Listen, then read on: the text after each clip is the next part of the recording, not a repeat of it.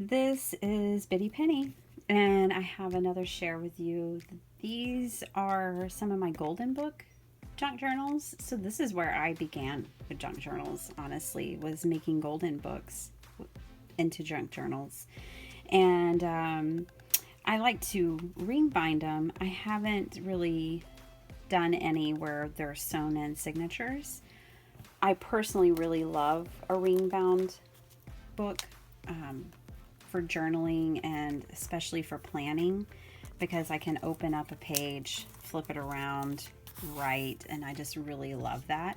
So I'm a big fan of ring bound books personally.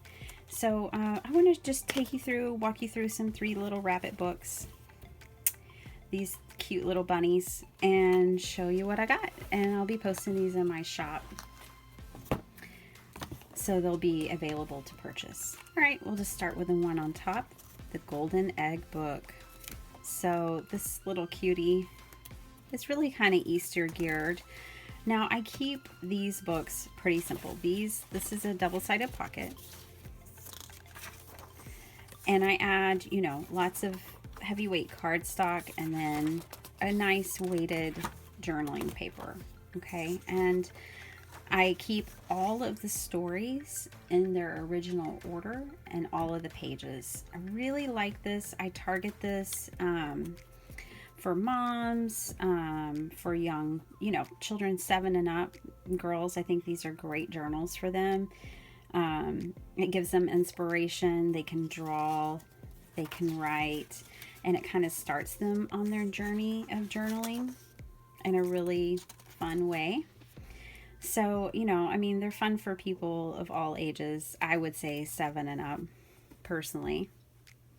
My daughter's 7 and she has junk journals and she loves it. She draws pictures and writes silly things and puts her stickers in there. She adores having it. All right. So, I kind of have a format here, a few blank pages, plenty of place for them to draw in color, places for them to put pictures, and then they can also read the book. They just want to pick it up, they can read it cover to cover as the book was intended. I just really like that aspect about it. So I actually don't take incomplete Golden books and turn them into junk journals because for me, the integrity of the project really comes from being able to read the story still, and I love it that way. All right, so this one's just really simple, really cute.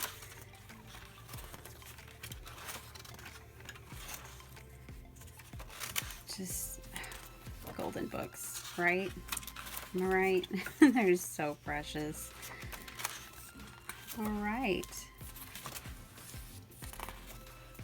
So there's that one.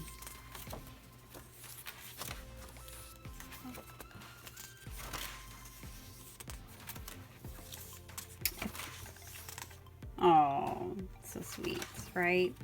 Now, one thing I do by design is I go in and I hand stitch right here because the only thing for me that I don't like about ring bound is if the pages slip out. So I hand sew this. This is really tight, and I stitch it up so the pages can't come out. But because it's just thread, of course, if you wanted to add pages or take pages out, you would just simply snip that off and you could do so. But this just keeps the integrity of the book intact, and you don't have the problem of them coming out when you don't want them to. Okay, so let's move on to this one, Home for Bunny. Again, I have a very, formulated approach here. I try to keep these at a really affordable price for people to acquire. Well, this one I put in a little pocket that I had collaged, or I actually had gotten that from a friend.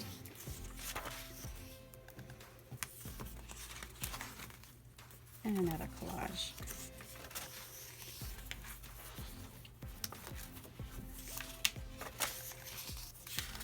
This one has a lot more collaging. I just go with the flow. I'm so partial to this one because it's got all these adorable little critters. Now this one had a paper tear in it, and I opted to not do anything about it, but the owner could decide if they wanted to put tape on it or tape something over it or whatever. Otherwise, the book was in excellent condition, so I still repurposed it.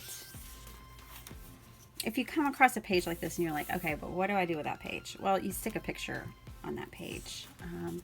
Here, I have an adorable one of my grandparents. You know, you just put a picture on it.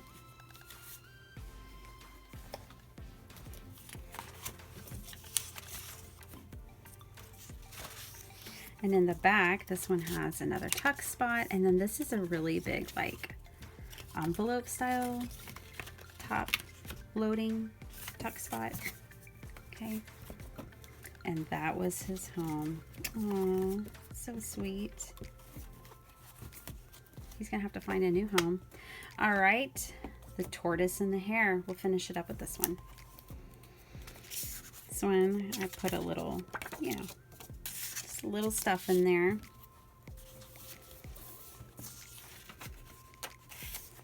Oh yeah, I remember I did. This one has some really fun sayings in it that I thought went well with the story. And I do like half sheets and, you know, so you can see color from the other pages, things like that. Oh, I love this paper. Oh, so pretty. Tuck spot. Really just tons of cuteness here.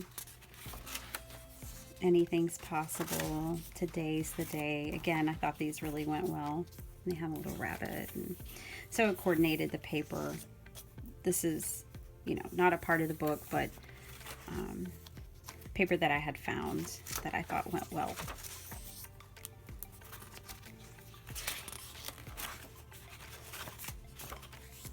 Daisy Days. Oh.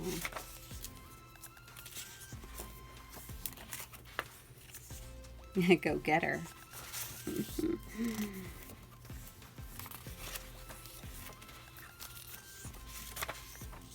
Go ahead. Take it easy, guy. We know how the story ends. Well done. And for the most part, these are really great too because there's not a ton of layers. So they're not going to frustrate you know, a novice junk journal user or child who's trying to color in there, and then there's a lot of bulkiness that messes up their lines. I found that with making journals for children that, you know, they need a flat surface. They don't want to be coloring and trying to make their masterpiece and then something from the back side throws them off. Again, just another tuck spot and top folding envelope. And that's that one. All right, I hope you enjoyed this. I hope you like what you've seen. I hope it inspires you. And if you have someone that you think you would like to gift these to, please check out my Etsy shop, Bitty Penny, and I hope y'all have a blessed day.